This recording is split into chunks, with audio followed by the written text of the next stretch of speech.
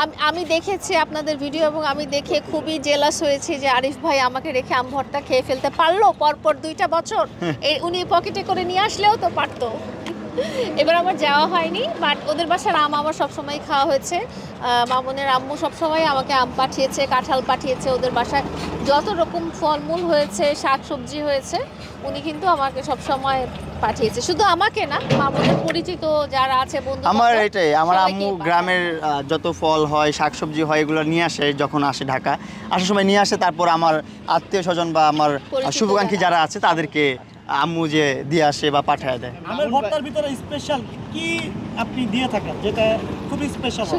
আমি আমাদের স্পেশাল আম ভর্তা হয় কারণ হচ্ছে যে আমাদের যে গ্রামের বাড়ি, আমার গ্রামের বাড়ি হচ্ছে চর, আমরা একদম চরের মানুষ। আমাদের ওখানে আপনারা যা দেখছেন একদম ক্ষেত খামার ভরা, সব হচ্ছে চর, মানে ক্ষেত আর ক্ষেত। সো ওইখানে আমাদের ওখানে ধান চাষ, মরিচ চাষ, সব ধরনের চাষই করা হয়।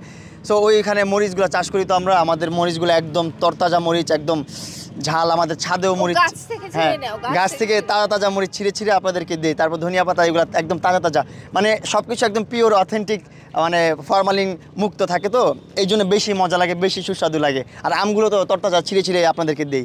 সো এই জন্য বেশি মজা লাগে। আর আমরা যেগুলো নর্মালি খাই রাস্তাঘাটে, হ্যাঁ, ওইগুলো অনেক দিন আগে আমগুলো একজন পাড়ে আরেক জায়গায় নেয়, ওই জায়গা থেকে আরেক জায়গায় আসে, আরেক বাজার থেকে আরেক বাজার আসে, এক হাত হতে হতে তারপর ঢাকা শহরে আসে। তারপর ওই লোক আবার 2 দিন 3 দিন 4 দিন জিয়া ওইটা মানে ছুলে তারপরে বানায়, তারপর বিক্রি করে। অনেক টাইম নেয়। আর আমাদের তো ইনস্ট্যান্ট আমরা তৈরি করে আপনাদেরকে আম ভর্তা খাওয়াইছি, এই জন্য অনেক বেশি মজা লাগছে।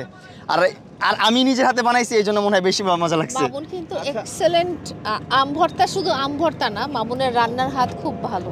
আচ্ছা, মামুন ভাই কি আপনি মামুনের রান্না করা কি খেয়েছেন আপনি, যেহেতু প্রশংসা করছেন? আমরা কি খেলাম আজকে? ডিম ভাজি খেলাম, পটল ভাজি খেলাম, তারপর টমেটো ভর্তা খেলাম।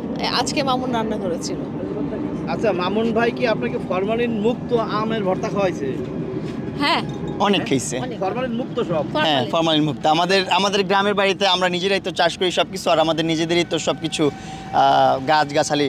সো আমরা কেন ফরমালিন দেবো? আমরা নিজেরাই খাই। আমরা ব্যবসায়িকভাবে হ্যাঁ চাষ করি না, আমরা নিজেদের খাওয়ার জন্য চাষ করি। আচ্ছা, আমার প্রশ্ন হলো, আপনার সাথে মামুন ভাইয়ের সম্পর্ক, অনেকেই বলছেন যে এখন আসলে বন্ধুত্বের সম্পর্ক, আপনার বৈবাহিক সম্পর্ক নাই? না, আমাদের আর ওই বৈবাহিক সম্পর্ক নেই। আমরা এখন বন্ধুত্বপূর্ণ সম্পর্কে আছি। আমরা একজন আরেকজনের ওয়েল উইশার। আমি ওর ভালো চাই, ও আমার ভালো চাই, এটা আমাদের ভালো সম্পর্ক। মানে এখন আমি একটু আপনাদের প্রশ্ন ছাড়াও বলি, অনেকে আমার কমেন্ট বক্সে অথবা আমার মেসেঞ্জারে এসে, সো অনেকেই আমার কমেন্ট সেকশনে এসে অনেক নাড়াচাড়া দেয়, অনেক ডিস্টার্ব করে।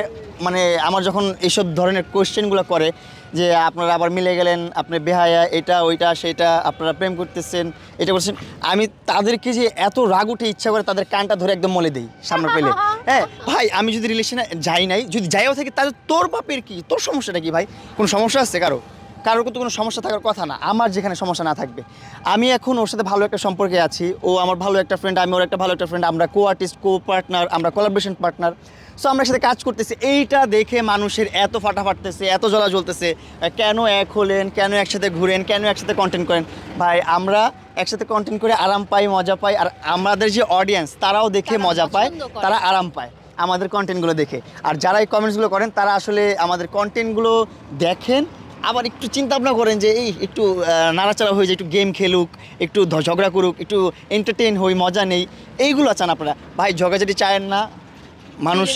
মানুষের জন্য দোয়া করবেন, ভালোবাসা রাখবেন, আমাদের জন্য ভালোবাসা রাখবেন, দোয়া রাখবেন, ভালো কিছু যেন করতে পারি, আপনাদের জন্য ভালো ভালো কন্টেন্ট যেন দিতে পারি। আপনারা যদি সাপোর্ট না করেন, আপনারা যদি ইন্সপায়ার না করেন, তাহলে কিন্তু ভালো কন্টেন্ট দিতে পারবো না। আপনারা যদি সাপোর্ট করেন, তাহলে ভালো ভালো কন্টেন্ট দিতে পারবো। আমার যে স্বপ্নগুলো, এগুলো আমি পূরণ করতে পারবো। আপনারা যদি আমার কন্টেন্টগুলো বেশি বেশি করে দেখেন, আমাকে বেশি বেশি করে সাপোর্ট করেন, আমার জন্য দোয়া করেন।